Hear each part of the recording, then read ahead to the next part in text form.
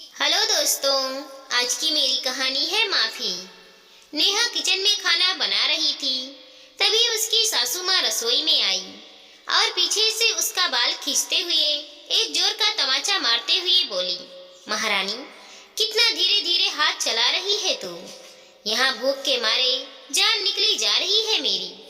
नेहा ने हैरानी से अपनी सास को देखा और कहने लगी, माँ जी, अभी 1 घंटे पहले ही तो आपने नाश्ता किया था और अभी तो हमने दोपहर का खाना भी नहीं बनाया है। माँ जी, अभी तो दोपहर का खाना खाने का समय भी नहीं हुआ है और आप मुझे मार क्यों रही हो। तभी उसकी सासू माँ कहने लगी कि अब तो मेरे खाने पीने पर नजर रखेगी कि मैं कितने बजे खाऊं और कितना खाऊं, कितना नहीं खाऊं। चुपचाप जल्दी से जाकर मेरे लिए खाना बना, मुझे तो बहुत जोर से भूख लगी है। तभी अचानक से समर घर आ गया और उसने अपनी आंखों से यह सब देख लिया। तब वह कहने लगा, माँ, ये तुम क्या कर रही हो? अभी 1 घंटे पहले ही तो आपने मेरे साथ बैठकर नाश्ता किया था। मैं अपना पर्स घर पर भूल गया था तो आधे रास्ते में से लौटकर अपना पर्स लेने घर चला आया। मुझे नहीं पता था कि तुम मेरी पत्नी को इस तरह से सताती हो। अरे माँ, इतनी छोटी सी बात पर तुमने मेरी पत्नी पर हाथ उठा दिया। नेहा रोने लगी और रोते रोते कहने लगी, ये तुम कैसी बातें कर रहे हो? मैंने तो तुम्हें पहले भी कई बार बताया था कि माँ जी मुझे बहुत मारती है। तब समर कहने लगा, मुझे लगा कि माँ अभी गुस्से में है, इसीलिए हाथ उठा दिया होगा। और माँ, मैंने तुम्हें कितनी बार समझाया है कि गुस्सा आने पर कभी भी बहू पर हाथ मत उठाओ।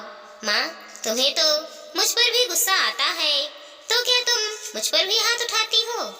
तुम्हें मेरी बहन पर भी गुस्सा आता है, तो क्या तुम उस पर भी हाथ उठाती हो? तुम्हें तो बड़ी बहू पर भी गुस्सा आता है, तब तो तुम बड़ी बहू पर हाथ नहीं उठाती, फिर मेरी पत्नी पर हाथ क्यों उठाती हो? अब तो उसकी माँ गुस्से से आग बबूला हो गई और कहने लगी, ये छोटे घर की लड़की है तो इसे मेरे हाथों से मार खाने की आदत डालनी चाहिए। अब समर से यह सब सहन नहीं हो रहा था। उसने जवाब दिया, माँ, अब बस बहुत हुआ, अब मैं इसे यहाँ रहने ही नहीं दूंगा। तो तुम इस पर हाथ कैसे उठाओगी?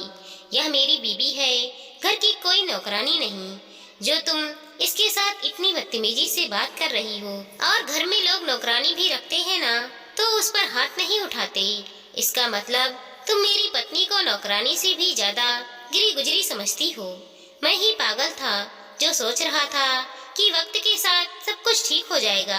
अब मुझे इस घर में रहने की इच्छा ही नहीं है। तब उसकी माँ गुस्से में कहने लगी, हाँ तो तू अपनी पत्नी की इतनी ही तरफदारी कर रहा है तो तुझे मैं इस घर में रहने भी नहीं दूंगी। जितनी जल्दी हो सके अपना सामान पैक कर और निकल जा हमारे घर से। यह बात समर को चुभ गई थी।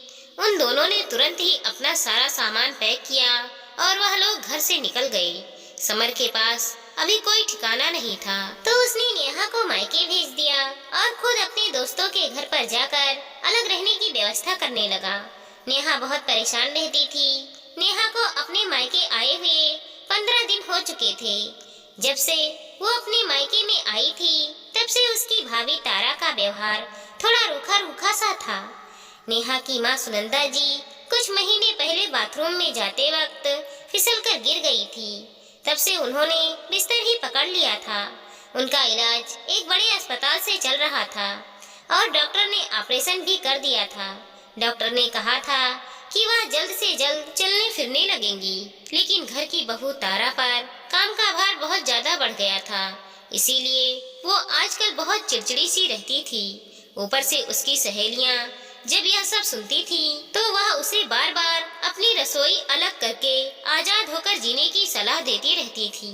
इधर जब से उसे यह बात पता चला था कि नेहा अपने ससुराल से अलग रहकर घर गृहस्थी बसाना चाहती है, तब से तारा के मन में बहुत उथल पुथल हो रही थी और उसकी उलझनें बढ़ती जा रही थी।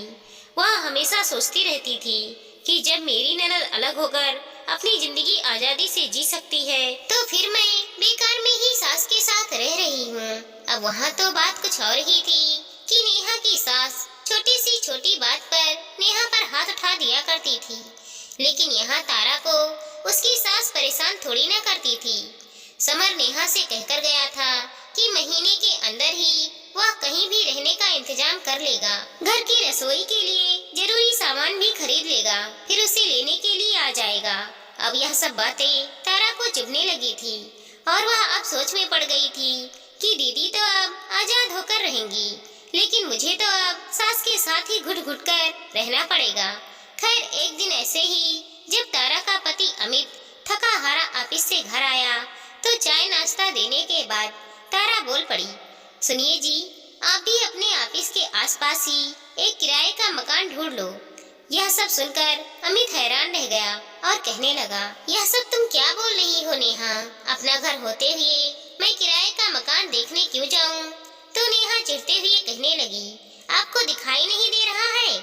आपकी बहन अपनी घर गृहस्थी अलग कर रही है। वो अपने सास से अलग रह सकती है तो मैं अपने सास से अलग क्यों नहीं रह सकती? माँ जी को हम लोग आराम से यहीं रहने देते हैं और हम लोग आराम से अपने किराए के घर में रहेंगे, और वैसे भी हम आपके ऑफिस के पास ही कहीं मकान ले लेंगे तो आपके आने जाने का समय भी बच जाएगा और आप भी मेरे साथ ज्यादा समय बिता पाएंगे। और वैसे भी आपके ऑफिस आने जाने में कितना ज्यादा समय बर्बाद होता है। अमित हैरान रह गया। तभी नेहा बोल पड़ी, भाभी ये आप कैसी बातें कर रही हैं?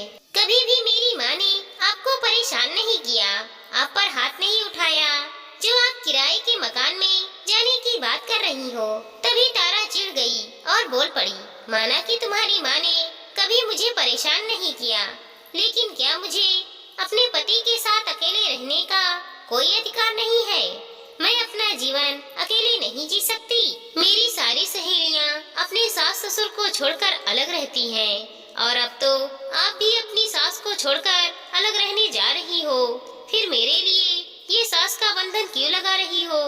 नेहा हैरानी से अपनी भाभी का चेहरा देखती रह गई और बोली, भाभी मेरी सास मुझ पर हाथ उठाती है।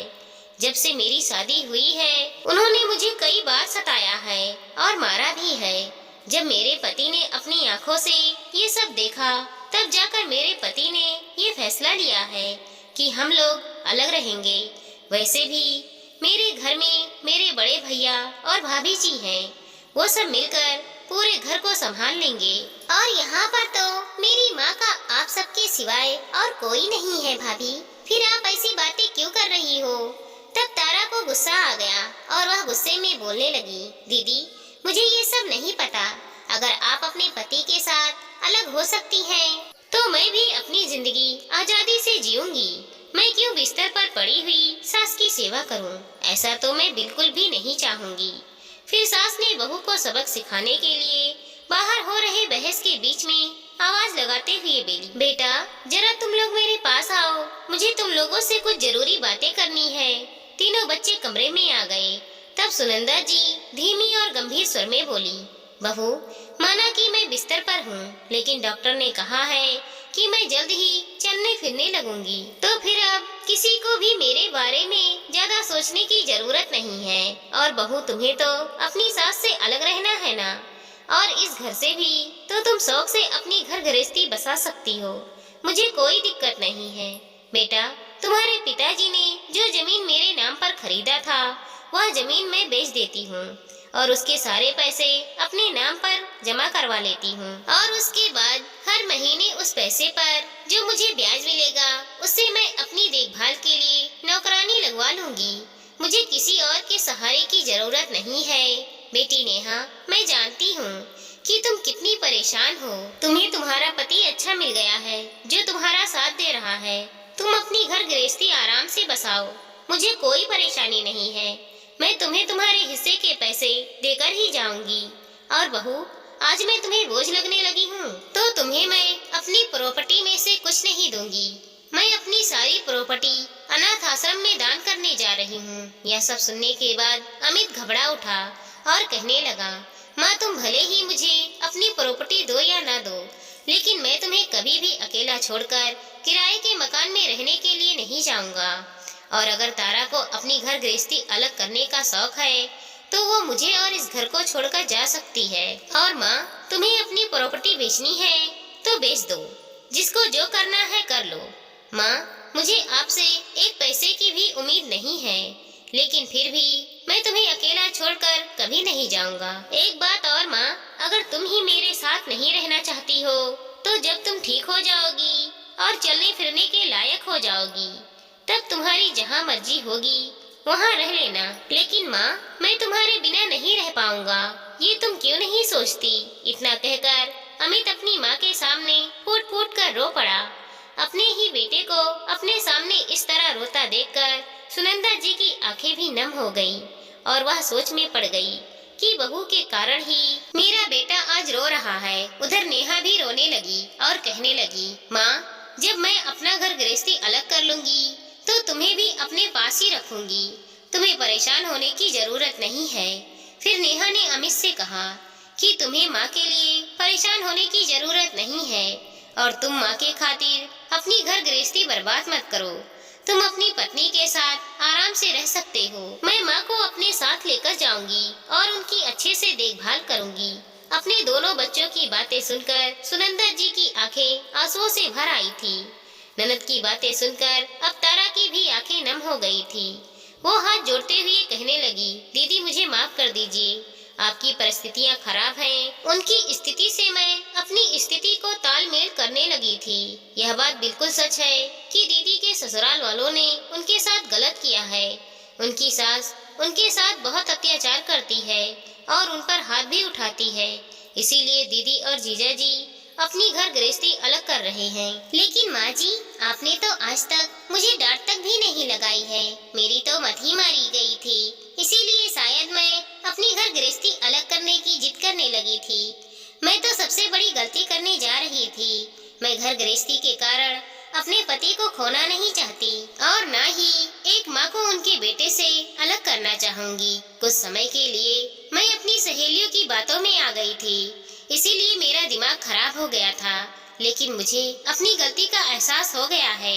सुनिए जी, आप मुझे माफ कर दीजिए प्लीज। और दीदी, आप अपनी घर गृहस्थी बसाने के लिए माँ जी को अपने साथ ले जाने की बात कर रही हैं। सच में दीदी, आपका दिल तो बहुत बड़ा है, लेकिन मैंने ही जिद पकड़ रखी थी क्योंकि मेरी मति मारी गई थी।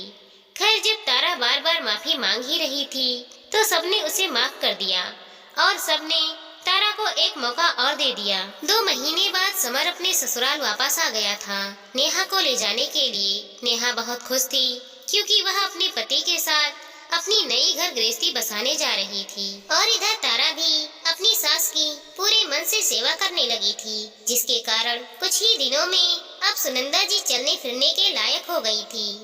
जैसे कि नेहा की माँ ने कहा था कि अपनी प्रॉपर्टी में वह 2 हिस्से करेंगी।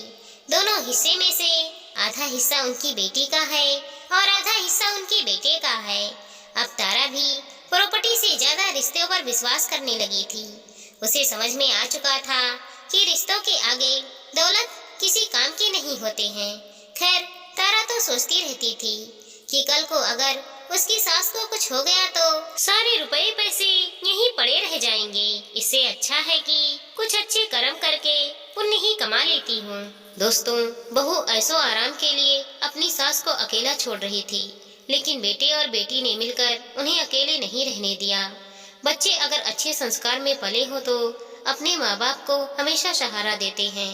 आज नेहा ने भी वही किया था। बहू अपनी सास को कभी भी अकेला छोड़ सकती है, लेकिन एक बेटा और एक बेटी कभी भी अपनी माँ को बेसहारा नहीं छोड़ सकते।